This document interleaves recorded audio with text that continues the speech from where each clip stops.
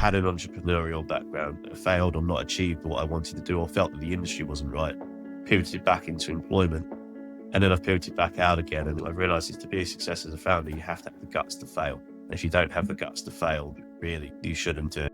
No one actually cares enough about you personally. Only you care about you to that extent. Do feel like, oh, what's everyone going to think? No one's actually thinking anything. What I've personally learned over the last couple of years is not to prioritize financial milestones ahead of anything else. You are a better business person if you do put more priority and focus on your health and on your personal and well-being. Whatever happens, prioritize family, put all of your values first. Set your most important boundaries because they're your foundation and support. There is a quote that I love from Nelson Mandela where he says, there's no passion to be found by living a small life, and that really you should pursue having a great life, maximizing everything that's available to you. Welcome to the iGaming Leader podcast, where we uncover the human side of some of the most inspirational leaders in our industry. I'm your host, Leo Judkins, and as an ex-iGaming director turned performance coach, I've worked with over 200 leaders from companies like Entain, 365, Flutter, and many more to help them build the habits to achieve sustainable high performance. In these episodes, we share exactly what it takes for you to achieve the same.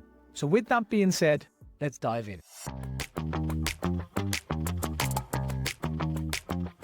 Hey everybody, welcome to the iGaming Leader podcast. Today, I'm joined by Max Meltzer, founder, CEO, and investor, and someone who's raised millions to launch Stride Gaming, business serving some of the biggest brands in North America. But behind the boardrooms and big deals, Max is a dad whose favorite part of the day is dropping his daughter off at school. He's a gardener, and he finds meaning in nurturing life. A really empathetic leader who's learned the hard way that health and relationships can't wait for success. So super excited to talk to you, Max, because this is the stuff that most people don't see, right? They think that it's all glory and success. And I know your story is full of challenges and overcoming those. So really excited to talk to you. Welcome to the podcast. Thank you, Leo. And wow, what an intro. I mean, I'm not going to get a better intro than that. So thank you, Leo. And it's strange also to hear an introduction that chucks in some of those personal attributes into it. I think people are probably going to be very immediately wanting to know how, or to find out that I'm into gardening so much in such an opening intro is quite a stunning one. But yeah, it's to your point. Yes, like we were just talking, the founder life, setting up businesses like yourself, like what I have done and other founders you meet, it's incredibly difficult, but it is a great community of when you get to know the founders who are behind businesses of all sizes, the difficulties they go through, the grinds, the failures that they have.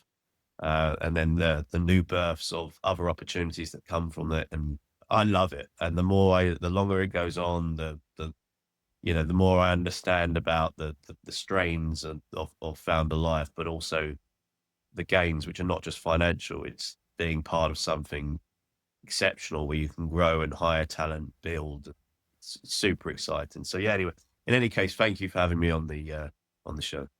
It's the stuff that you can't learn in school, and it's the challenges that really shape you and where you, over time, your identity massively changes. You've obviously gone from, a really good career at Kambi to founding your own business. And we'll dive into that, into that massive switch that must have been quite confronting as you first identified some of the challenges that you were going through. But I wanted to start with this, Max. When you look at your life and career right now, what's the feeling that comes up for you most often when you reflect on kind of your journey so far? It's interesting, actually, because I was an entrepreneur ever since I was fairly young, I suppose. I ran a music agency when I was doing my A-levels, trying to contact, it was like music film composers and stuff like that, actually, at that time. And then I went into work for free originally for a sports agency.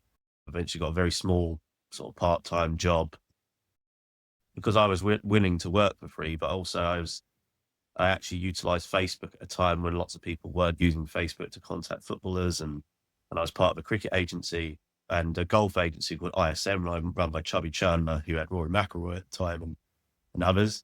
And then I set up my own agency called Simply Sport Management. And I did that for a good few years. I raised a little bit of money then, and from a well-known Nottingham-based manufacturing owner who was getting into sports, who actually became the CEO of Glasgow Rangers a few years afterwards. That was a moderate success personally, in that I was able to sell shares to exit that business, but it perhaps wasn't as wildly successful, nor was it necessarily the industry that I actually felt that I wanted to be in. So I think I loved the football agency world, but it ended up in quite a very strange world, and it wasn't really for me. So, but at that point, I actually then left that and went into employment. And that's the sort of angle where at that point in time, you might have considered yourself to have failed your entrepreneurial journey, or let yourself down in some particular way. But I felt I needed the chance to reset. So I went back into employment, started to learn really. I was given a great opportunity by someone called Andrew Owers at the Press Association, who then is now at Sports Radar. And there's some great people like Tim Ryder, who was I think he's at XBNet now. And through Press Association, went on to get an offer from Eric Lockberg at Kambi and so on. And that's where my sort of journey back to sports. And then it went back to the progressing and setting up something as a founder, which I'm sure we get to talk about. But what I'm emphasizing through that is I had an entrepreneurial background, felt like for whatever reason, I potentially may have failed or not achieved what I wanted to do, or felt that the industry wasn't right, pivoted back into employment. And then I've pivoted back out again, and it's been a success since. But it's to have taken those risks, I think, that has actually set the foundations for a successful founder life later. And actually, perhaps, I think you have, like for me personally, I've realized is to be a success as a founder, you have to have the guts to fail. If you don't have the guts to fail, really, you shouldn't. If you haven't failed, then you probably haven't tried hard enough somewhere. So yeah, that's kind of where it's led to today. So it is a founder story back into seeing those hiccups and back into the success and enjoyment that we have today, or I have today. Really amazing story, Max. One of the things that's really stood out for me from your story is that you said something like some people would deem that a failure going back into employment. And I can feel it now as well. I've kind of done the opposite. I've always been in employment, started my own business, and I can so imagine how hard that decision must have been going back into employment. So can you tell me a little bit more about that, like that transition, and maybe some of the decision making and the emotions leading up to that decision, and how that felt, and why you feel that others might see that as a failure? But I think, if you ever set any business, unless you're having a major exit or some spectacular moment, it could seem like it's a failure. And even if you do get a little exit, like I did of my shares, it wasn't enough to sort of sustain a new way of living. So going into employment could be seen. But then actually what I've realized over time is no one actually cares enough about you personally. Only you care about you to that extent. Do you know what I mean? That was, when you come out of that, you do feel like, oh, what's everyone going to think? No one's actually thinking anything. And by the time anyone gets round to it, even if someone if someone had a negative thought about you, you don't even want them in your life anyway. So it's kind of like, actually, you've got to do it for you, whatever is right for your own circumstances. And I suppose what I did it with is a vision that I would one day go back out and do my own thing, but I needed to learn some more about particular areas of the business. So going to Press Association at the time was for me, wasn't leaving sports. It was going into a data and technology part of sports, where I felt that I would have more control. I think when I came out of the agency world, I felt that players will do whatever players want to do. Football players are, like the whole industry, a completely fickle bunch of people, and there is no real loyalty. But if you built your own technology, that is where you actually own it, control it, can develop it, etc. So really there was, I suppose there's method in the madness. And as long as I think for anyone who's in those situations, is do whatever's right for you, but also do have some sort of reasoning behind it. As long as you've got that reasoning, you all know deep down why you're doing it.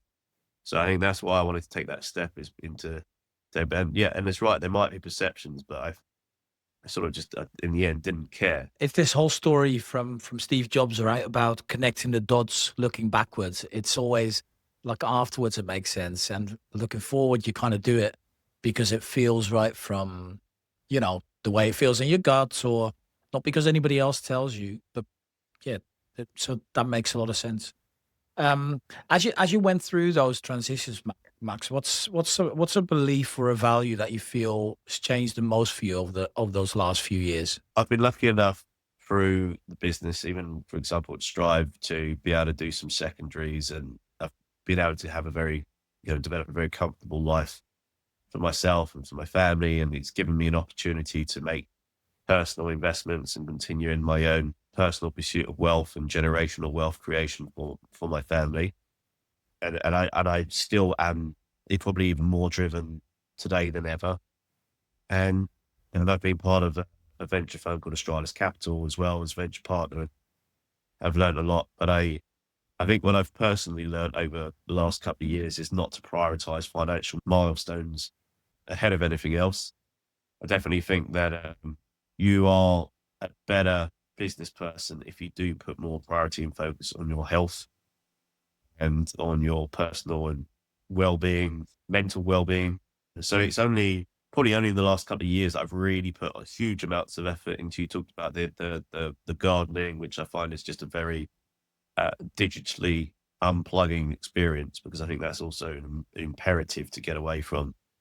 And you very much is like as close as you can get to nature and nurture, and you realize that 80% of anything you grow or whatever is going to wildlife rather than yourself. But maybe that's part of the gig. But even health, I've put a lot of time now into tennis and paddle and trying to make some time for myself, which I never did before. I almost felt like as long as you hit financial milestones, then you can get round to your health, because then you'll be in a much happier position. But the reality is your milestones are going to consistently move all the time, which also is, I suppose, healthy that you've got continuous milestone evolution.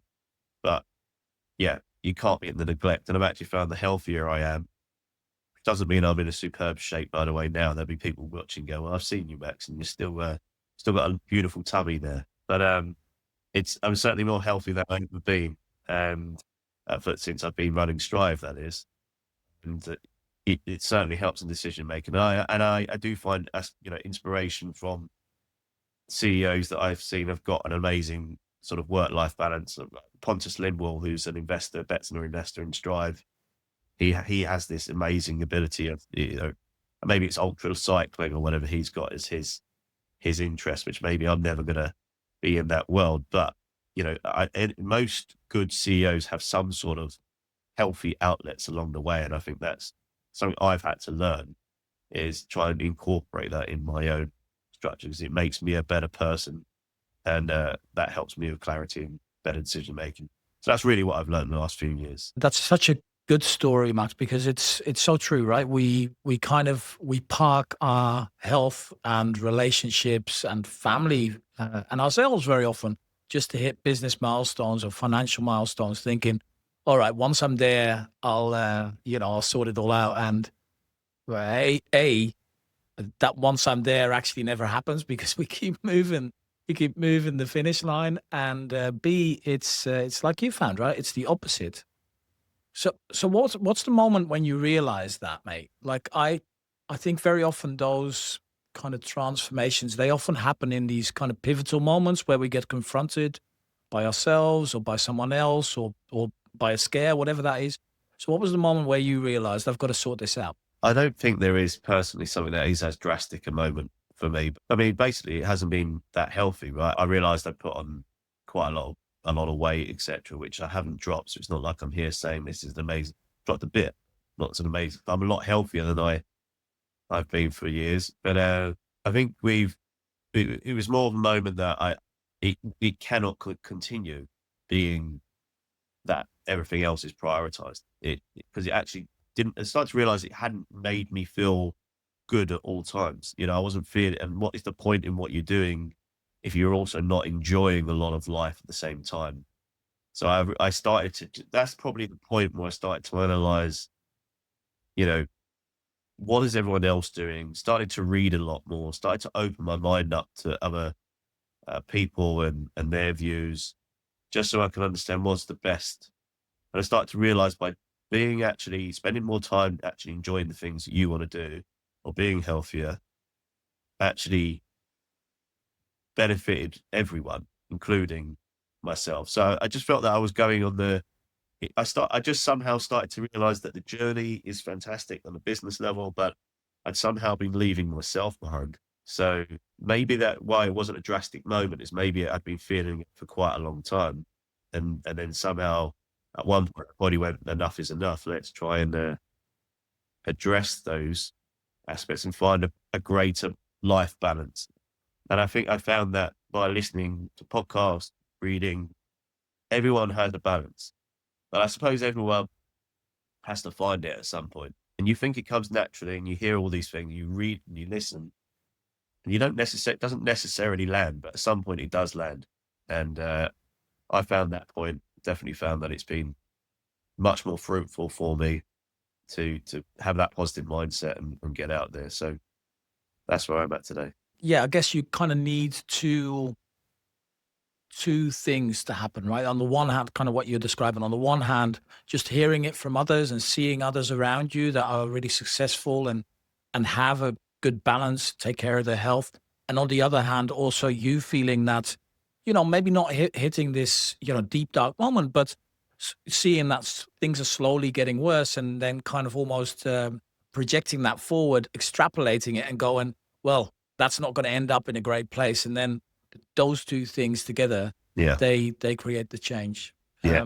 What have been some of the biggest things you've noticed from that so particularly in business? I've been a founder, super high stress. You're constantly flip flopping between different topics. Business could go up and down. We were talking about this metaphor from Elon Musk about staring into the abyss and eating glass. So, what are some of the things you've noticed from just taking better care of your the balance in life? How's that affected you and your business? If I just look at the opening up of the community, tennis, paddle, all that sort of racket sports and stuff like that, what I realized is I ended up opening a group of people, got a WhatsApp group, it's about 40 people inside it. We just try and set up morning plays or something like that before school. And you actually realize there's lots and lots of execs that would like to do that.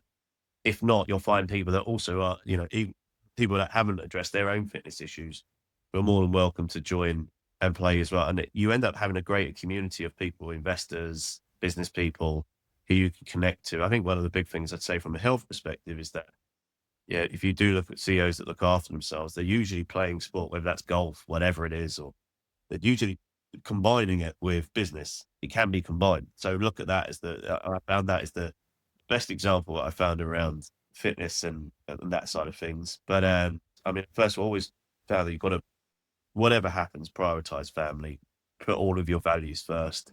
That are your most, set your most important boundaries because they're your foundation and support. I think there is a quote that I love from Nelson Mandela where he says something along the lines of, "There's no passion to be found by living a small life, and that really you should pursue having a great life, maximizing everything that's available to you." Butchered the quote, but it's along those lines, and that's something that resonates with me because it's important in all angles to feel that you're actually contributing. So for me, it's not just in business or my life; it's charitable work that I do with a charity called Thrive, etc. At the moment, I'm really just trying to be the best version of myself and trying to expand my horizons. I feel like I'm growing more opportunities, being a little bit more positive around people, positive mindset. So I'm just trying to spend more time finding the best version of myself, which is definitely a maturity thing as well. One of the things that I really love about you, Max, is that you're highly empathetic, and that is so difficult as a founder, right? Because you've got to make the tough decisions. It's on yours in your case, it's a real superpower, but it's also a liability, right? It's also something that can really get in your way. So, can you share a moment where maybe criticism or judgment has hit you harder than you expected, and how you dealt with that? Anything that you do, right? Even if you're building a company, if you get criticism around the company, for whatever reason, you're going to take it personally. I've adapted to care less for the benefit of them and myself. Had to be, just got to continue to build a thicker skin. That's all part of the game. But at the same time, I'm trying not to go too far, because I'd like to believe that humility, the normal aspects of me, is why I am where I am today. So I don't want to be at the extent when I'm a leader who really doesn't care that much anymore, because like personally, the view I have of myself is I'm probably not the smartest person in the industry or this room or anything like that. I probably just feel that I'm someone who's worked as hard as possible, and I'll be there every single day, and I'll offer that discipline, and hopefully I'll get results. And I don't care where I am, the environments I'm in. I believe that I'm a person who can communicate across any threshold. Maybe my honesty can be both a bad thing and a good thing, but maybe that honesty is what draws people to me and makes me more likable and more investable.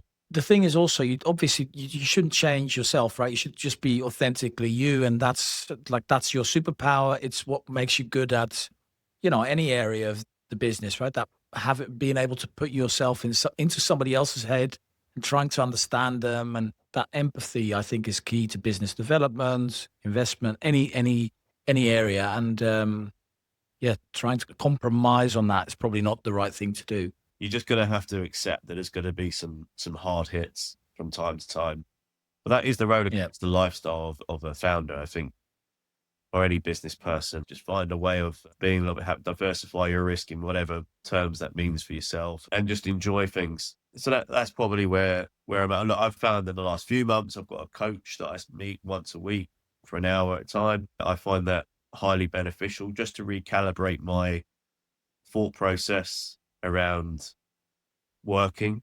He in particular is trying to focus me on looking after myself, because he believes that the biggest asset to a business, I agree, is, founders have to look after themselves, and whatever that means. It could actually still be completely business focused and around executive priorities, but it's making sure you're isolating that time for yourself. I think I've shared this in LinkedIn before. I don't journal about myself, but I journal daily to my daughter. I write to her, and have done since she was born.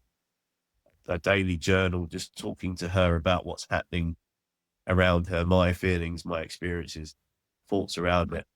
And I also find that to be incredibly cathartic, but also takes me out of it. If I'm ever stressed, that is an amazing way of completely removing myself from whatever I'm thinking and activating a part of my brain that is parental responsibilities, and objectifying the whatever is going on, to a point which totally calms me as well. And I found ways over time to deal with what's around me without changing me. But there certain things like that, little additions, I found to be incredibly powerful. Yeah, you say they're little. I think they're massive, Max. I don't see many people doing that. I mean, that journaling and writing to your daughter, right? That brings also a level of empathy, but also calmness and kindness to how you maybe judge yourself throughout the day, right? Some of the mistakes and challenges that you go through, you're going to word them in a way that perhaps you wouldn't talk to yourself like. Yeah, I agree. That's such a powerful exercise. So they kind of go hand in hand, because it's so easy to sit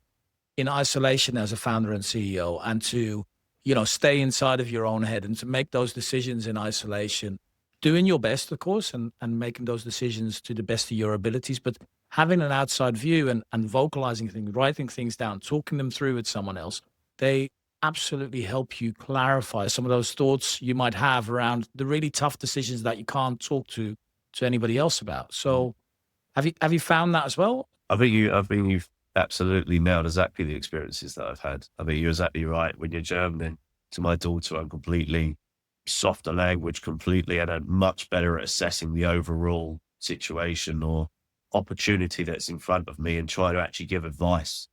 And the weirdest thing, of course, is me giving advice to her is probably and me giving advice to myself at the same time, and prioritising my family's been a massive part of that. And I think everyone will do that. But if you don't, I think that's the worst thing possible, is not to prioritise family, and cuts at your values, and never cut your values. When you say that dropping your daughter off at school is the highlight of your day, right? Yeah. And I love that. I think it's such. Tell me a little bit more about that, and yeah, why that's so important for you, and what kind of what goes through your head when you're thinking about that afterwards as an overarching thing. It's about a 25 or 20-minute drive at best. And I find it's the best time that I have with my daughter, because first was a lot of singing, like any young girl, I imagine, lots of singing, lots of K-pop at the moment, which is crazy. But I've got no problems in the summer. I have the windows down, let people know. But I find that after like 10 minutes in the journey, I don't need to ask her any questions, because she starts then bringing forward her own discussion points, and she starts telling me about her previous day. So rather than me asking her and how her day went the day before, she tells me the day afterwards in the journey. I find it very grounding, very humbling, and I think there is nothing more important than your family. So I would never sacrifice that experience. And my long-term ambition is just to always be able to drop her off at school whenever it's possible. But I wouldn't go as far to say that I do this for my daughter, like work and stuff. I've got a very different opinion on that kind of conversational piece when people say I'm doing it for my family, because I don't think that's necessarily true. And I'm not necessarily, personally, I'm not sure if that's good, because I'm intrinsically motivated personally. And I get a lot of energy meeting people, and I love meeting founders, and love giving them advice about how to invest, or if we want to invest in them, or how to raise and sell, and everything else that goes with it. And even my own business around strategic elements. But it comes from inside. But the benefit is that I get to do great things with my kids. But it's those little times, there's magic in all of it. But I don't, it's a byproduct of what I'm motivated for and by. It's amazing, Max, how you prioritize that from an intrinsic motivational perspective, because I think that's so important. It's so easy to look at what the world expects from us as dads, as founders, and to kind of just go with that and be someone that perhaps, I don't know, we don't feel we are. So that intrinsic motivation piece, I think, is really crucial, not just for doing it, but for actually enjoying it and not having to pretend to be someone that you're not, right? And I think that's really important. And I wanted to dive into the gardening bit. Tell me a little bit more about the gardening. There's something you do with your daughter as well, I believe, and something that you find massively helpful for disconnecting. I can totally imagine it, not having the phone there, not having the busyness of life. So how did that start, and what are some of the things that you're noticing from it, from just kind of getting back to nature? I can't believe I'm really talking about it really on a podcast, but I suppose that Oh, mate, you bring out all this information out, but it's great. I mean, that's why people love listening to you and what you do. But yeah, I mean, the main focus is vegetable gardening. So I love growing the fruits of our labor, so to speak. I find it very exciting to be able to actually take all various different crops or whatever you're trying to grow, taking it from seed, trying to give it the environment to grow in, uh, to see how every year can be a different experience for whatever you're trying to grow, and the impacts of the conditions that you're surrounded by, learning a little bit more all the time, and then growing things that you might not have thought you could actually grow, and watching it over time is an amazing experience. I find it, very relaxing to be away from technology completely is massively important. To be actually engaging with life. It gives you a bit more of a grounding that, when you're lost in all this stuff that you're traveling, all these places are actually back in the dirt and growing things is I think it's very calming. And that's what brought me to that charity that I work with called Thrive. That is a charity that helps with mental health through gardening, because I think it's actually amazing. Uh, I would highly recommend gardening for mental health, because it's highly rewarding, and it gives you an escape and a personal pleasure. And actually you spend more time in your own thoughts, more solo time, or more time with your family. And yeah, I found it incredibly beneficial. Makes a lot of sense, Max, because you know, if you've had burnout, for example, you talk to a psychologist, the thing they will tell you is go back to nature, right? And so just being able to switch off and having a place where you can do that. There's a guy called Hector Hughes. He's a wonderful founder who runs a company called Unplugged, and he runs Mhm. cabins all around the UK and Spain, where you have an opportunity to take a few nights to basically unplug. I love the idea of it. I love shouting out founders for doing great things. And I think he's right at the forefront of creating those kind of experiences for people. If you find it difficult at home, maybe you find a way of getting away from it for a few days. It's a good way of actually having that reset, right? And maybe that then helps you in your day-to-day life as well, where you then realize from doing that for a few days that, okay, I can actually incorporate this in day-to-day life as well. Totally agree. Totally agree. So take me back to that moment of, leaving Kambi and founding Strive. I'd love to hear a little bit about that journey, how that started, what the decision-making process was for you, some of the challenges, maybe some of the self-doubt. So can you talk me through that period of life where that was all happening? I was chief commercial officer at Kambi at the time. I was very much working closely with Christian Lillian, the CEO, who is a very methodical thinker. The time we had from, let's say, 2017, when we were spending a lot of time, in particular, US being the attractive new market that potentially was coming towards Kambi at the time, spent a lot of time with Kambi and the rest of the team analyzing the way that we would enter the market, licenses and office locations and hiring plans, investment levels, etc.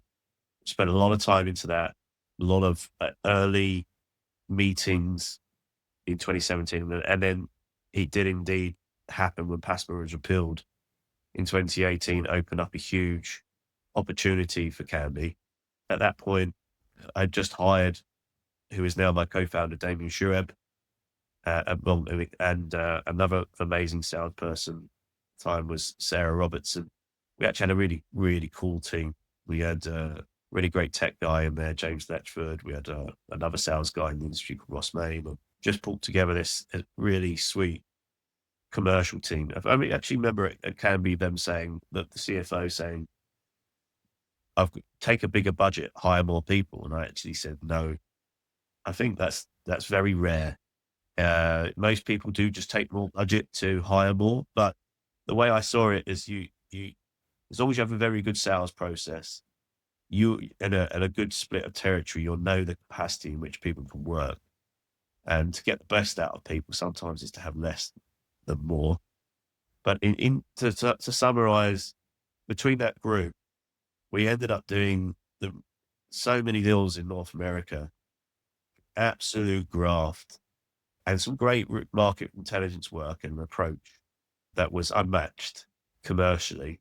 That made us do deals with DraftKings, Rush Street Interactive, Parks Casino, Penn National Gaming, Seneca Nation, Mohegan Sun, and so on. And at one point, Kambi had 54%, I believe, of all wagers, regulated sports wagers, were going through Kambi's system at one particular time. It was the height of everything. And obviously there was attractive buyers for Kambi at that time. It was a very exciting time. But what I did identify in America is the ecosystem wasn't necessarily well prepared for the regulations that had occurred in the US, and a lot of the player account management systems that were available at that time were not prepared for that. They were ready for social casino or were actually quite archaic PAMs. And we would know that more than anyone because Kambi didn't have its own PAM. Still today doesn't have its own PAM, which means that for Kambi or any sportsbook like that to take a wager, they have to work with other PAMs. So we always had to bring other player account management companies into deals, whoever they were. So Damien and I had a very clear insight into the strengths and weaknesses of different PAMs in the marketplace. And we identified that there was a space for a a very adaptable, modular player account management system that could adapt easily to regulations in the US to be brought to market. At one point, I was strategically thinking that Kambi should have owned a PAM themselves at one point. It was something that I was pushing for. I believe that it can be, and I think this still is probably the right decision. It is that they've been very focused on being the best at sportsbook that they could be. That sometimes that niche focus is very important. And in fact, that niche focus for Strive has actually been one of the major benefits of why we're as successful as we are today. No one in the US or Canada has more B2B operator customers than Strive does.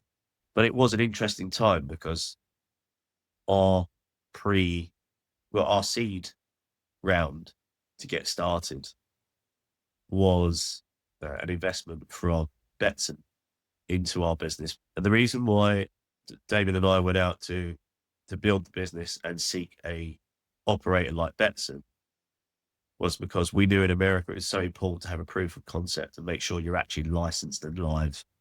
In America, people wouldn't believe or trust in your capabilities. Everyone was trying to get into America at the time. Unless you were actually there, no one really believed that you had a capability of being a successful business.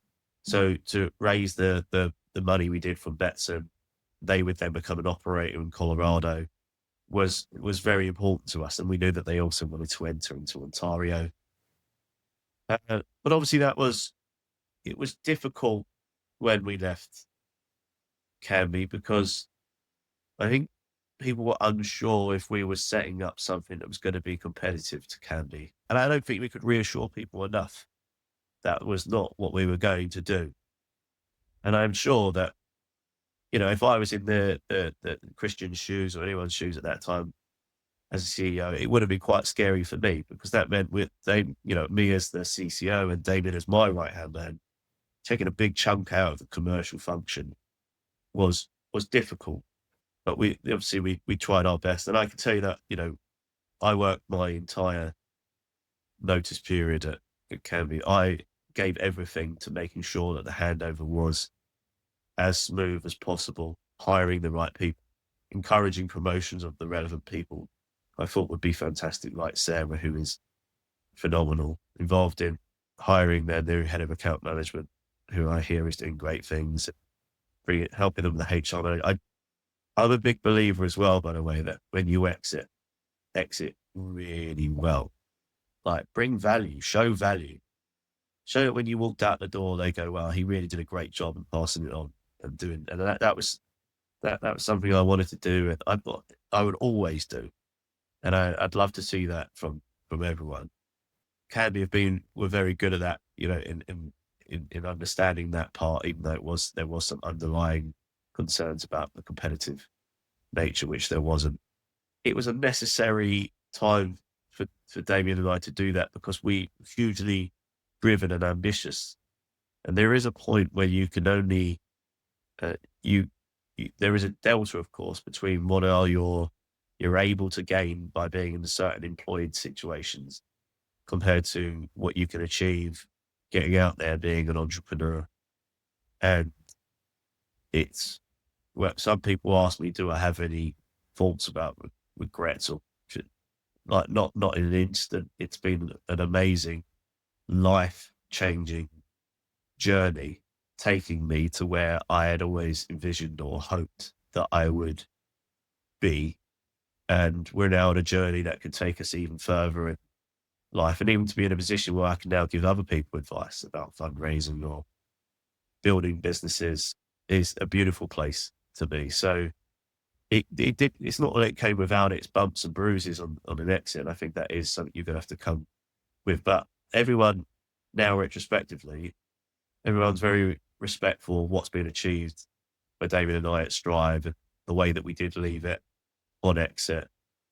And we've tried to do our best. And I think being professional in any transition like that it just is really important. And we made that the pivotal part of our plan was to do well by our previous organization and thank them for the ability to, given the platform that we had to learn and be as successful in the US, which we've now built on top of.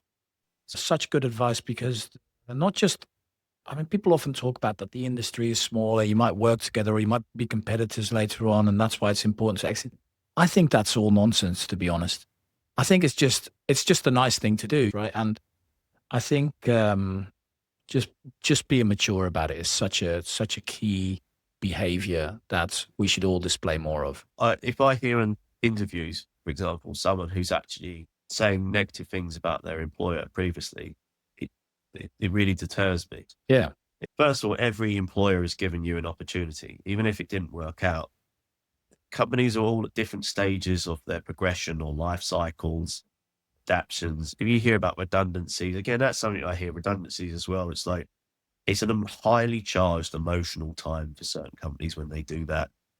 No one really ever wants to do any of this stuff. Companies are a collective of humans just trying to do their best. And I think whether it's an exit or interviewing, you just representing yourself to show what you achieved and being respectful to previous employers. It's so attractive. It's like this person, like they could be really great in our business. They're not going to, when they leave, because all people tend to leave at some point for their own career progression. We tend to find at Strive that we're like, we then get, a lot of our people get headhunted by the top businesses because we like bring through people. And maybe we're not going to be able to match the salaries of Fanatics or whoever, but we give people opportunity. Right? We just do it. We like to see people that are respectful. And I think that I only expect what I did myself, by the way. And I'm a big believer in that as well. I only expect of people what I would do myself. And a big part of that, I think, is just being respectful and holding your values high because it represents you all the time.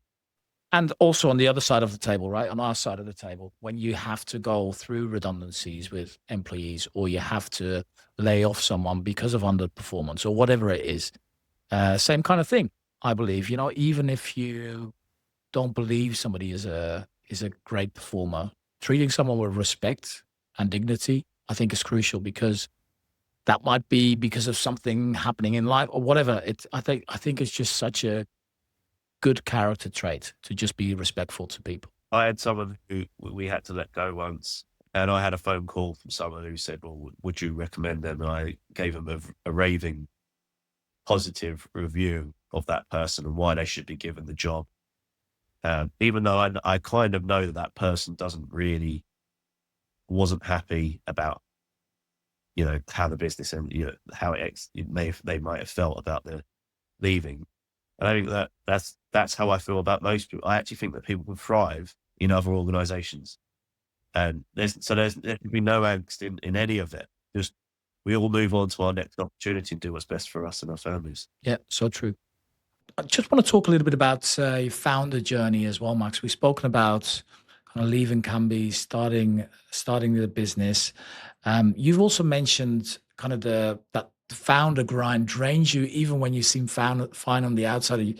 You've mentioned things like roller coaster moments of founding Strive. Can you talk me a little bit through kind of the ups and downs, and especially the things that maybe people on the outside wouldn't necessarily expect, and how that's formed you and your business over time? So there are so many aspects of it. I think one thing that I've learned a lot about is the fundraising aspect of it. So obviously talked about the seed round investments we got from Betson, but a few years later we did raise money from OpenBet as a lead investor in that later round, followed by companies like firms like the Knutson Holdings, who are a large shareholder of NetEnt and Stratus Capital. So and fundraising in itself is it can be, of course, a very stressful experience at different times. Different years present different cycles of the economy and how cash flows and cost of cash. The dynamics today, of course, is the differences you see of the expectations around AI implementation, the impact that could have on the growth of your business, the potential competition that could create. And I see that in the world of fundraising, etc. People really looking at how AI can exponentially grow businesses. Alongside that, level of board level, once you get more investment in, you then have to become quite the expert at how you manage those influences in your business. Sometimes you might find there are conflicts, even at board level.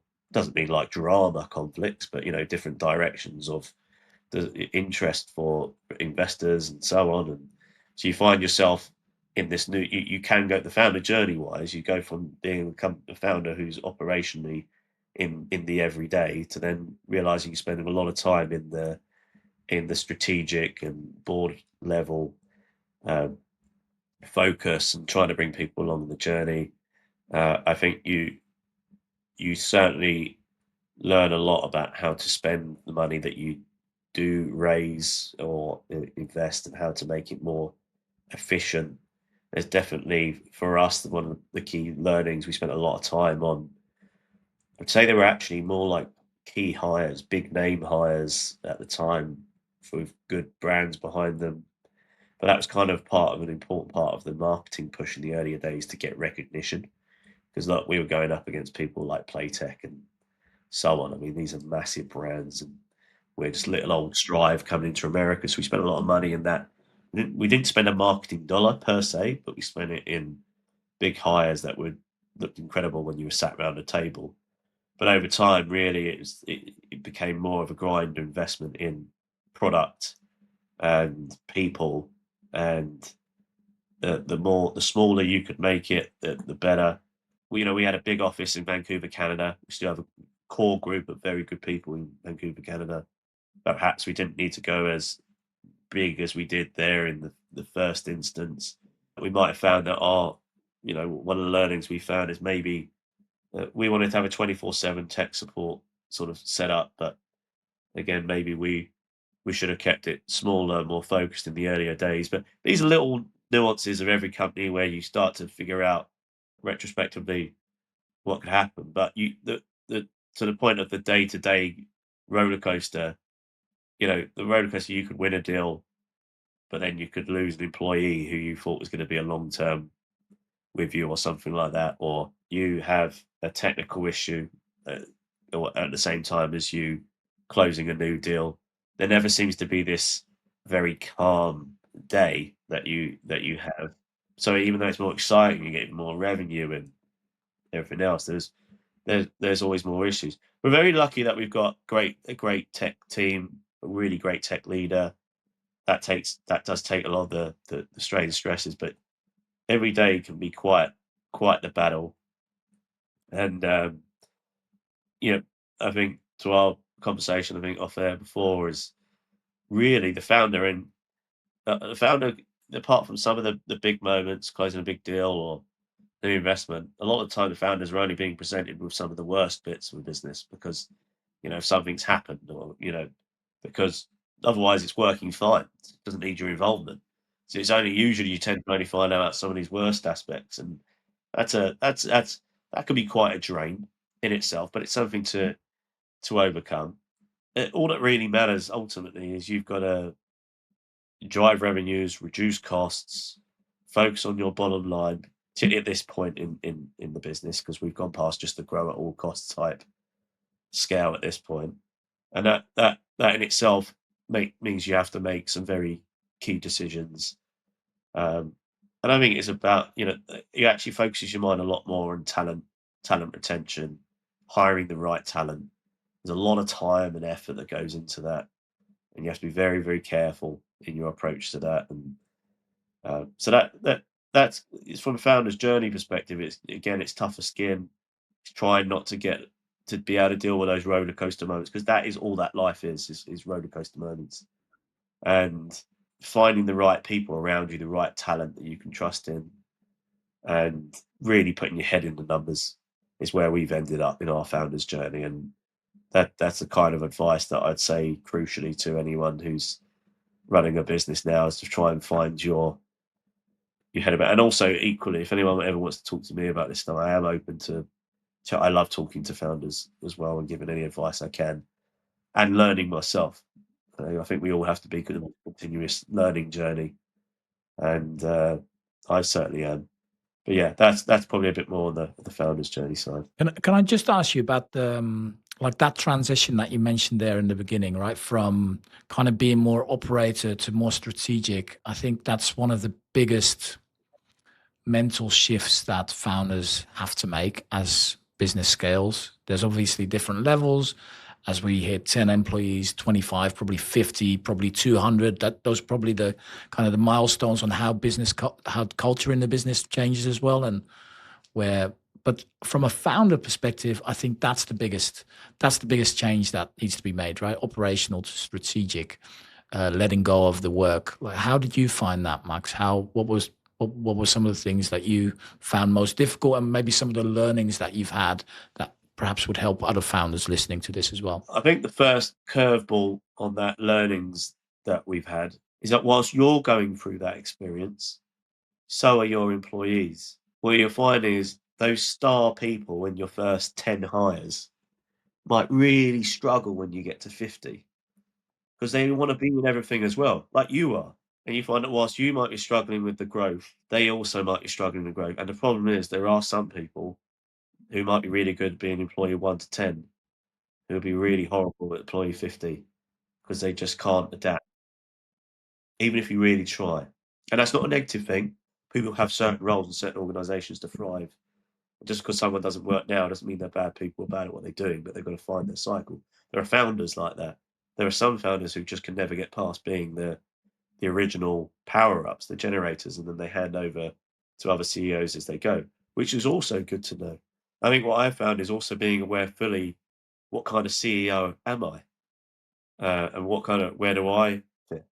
I don't think there is a single CEO out there that is a good CEO for every type of business. And that's important as well. So you could talk whoever you're inspired by as a CEO, put them in a different environment. They're not necessarily going to be successful. So it takes a certain kind of mindset. But yes, from my own mindset, to have gone from being in the weeds every single day, I think what happens is talent really ends up telling you. So our CTO will be like, Jim, you just back up. Get out of the way. You get out of the way. What I've personally tried to identify, if I don't feel like I'm adding value enough, then I shouldn't be in those discussions because there's even more damage that I can do. I'm CEO. If I suggest something, someone might feel they should do it because I've said it. Doesn't mean it's the right thing for the business. So I try to stick my head in where is actually adding the most value. And what I am learning is to only be in those conversations so that I can add value. The best advice I get, and I consistently get, and I don't necessarily sure I do implement it, but I am trying to implement it, is only do the jobs that you can do. And I'm really trying to bring that into my work.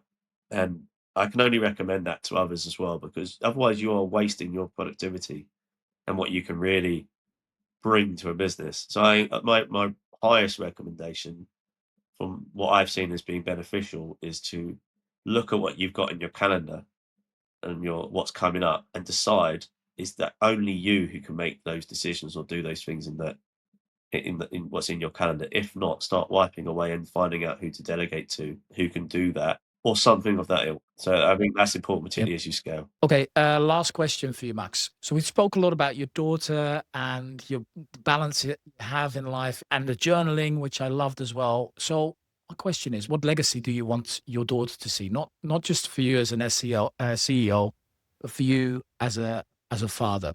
I want her to know that she was at the forefront of everything that I thought and acted around, that I gave everything I could be and do to be there for her. I want to encourage her to be a very confident person. I want her to feel that I gave her the support and the tools to be a good person.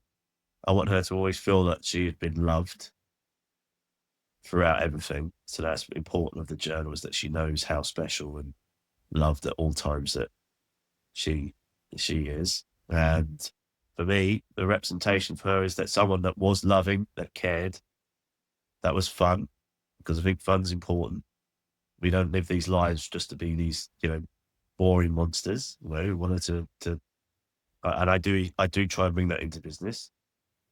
to do better. And likewise for her, I just want her to be a confident and fun time in life and enjoy what's out there, so that I don't see them as being unachievable objectives or unachievable shows of who I am to her. They're almost the things that I want her to remember me for are the things that I can do every single day, not specific milestones or he did this or he was X. I just want her to know those parts that are the loving and the fun, the hardworking, caring aspects. I want her to remember those. Love it. Thank you very much, mate. Great podcast. Thank you for sharing so openly and talking through it all. Really appreciate it. No worries. Enjoyed it. Thank you for joining me on the iGaming Leader podcast. If you enjoyed today's episode, head over to igamingleader.com for more conversations and insights. Don't forget to subscribe to this podcast. I'm your host, Leo Judkins, and I hope to see you next week.